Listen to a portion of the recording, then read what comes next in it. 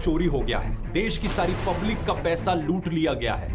आजाद भारत के इतिहास का ये शायद से सबसे बड़ा स्कैम है। आपको मेरी बात सुनकर शायद लगे कि मैं चीजों को बढ़ा चढ़ा कर कह रहा हूं या एग्जैजरेट कर रहा हूं, लेकिन ऐसा बिल्कुल भी नहीं है। बात यह है कि ये इलेक्टोरल बॉन्ड स्कैम कोई एक घोटाला नहीं है, बल्कि एक घोटालों का भंडार है। स्कैमों की एक इतनी लंबी लिस्ट है कि आप गिनते गिनते थक जाएंगे। और इतना ही नहीं, इसके साथ साथ ये देश का सबसे बड़ा एक्सटॉर्शन रैकेट भी है इसमें। आइए समझते हैं आज के इस वीडियो में एग्जैक्टली क्या हुआ है।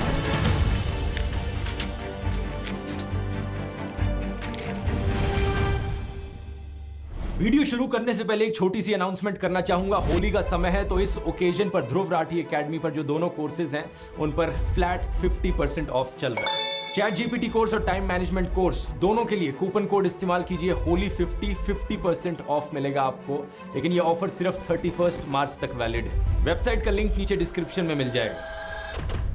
अगर इस पूरे घोटाले के भंडार को एक लाइन में समराइज करना हुआ दोस्तों, तो इसे कुछ इस तरीके से किया जा सकता है। तुम मुझे चंदा दो, मैं तुम्हें धंधा दूंगा, और चंदा नहीं दिया तो ईडी का फंदा दूंगा। इस चंदा धंधा मॉडल की बात मैंने अपने पहले भी कई वीडियोस में करी है, लेकिन अब हमारे पास इसका सीधे तौर पर सबूत मौजूद है।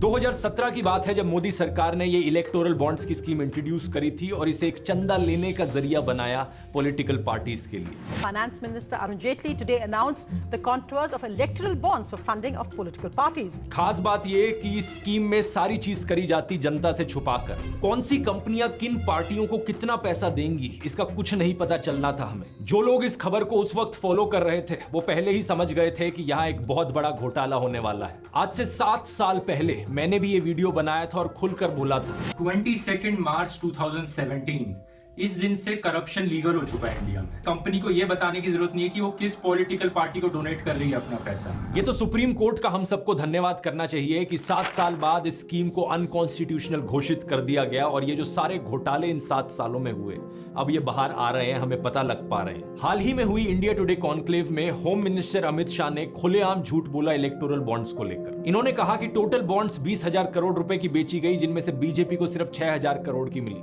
तो बाकी 14,000 करोड़ की बॉन्ड्स किसके पास गए? भारतीय जनता पार्टी को अप्रोक्सीमेटली 6,000 करोड़ के बॉन्ड मिले हैं। टोटल बॉन्ड 20,000 करोड़ के, तो 14,000 करोड़ के बॉन्ड कहां गए? इनके सामने एक टीवी न्यूज एंकर भी बैठे थे, जो हाथी की खिचड़ी खाकर बैठे हुए थे। या तो ये भूल गए या फिर हिम्मत नहीं हुई इनकी अमित शाह को फैक्ट चेक करने की।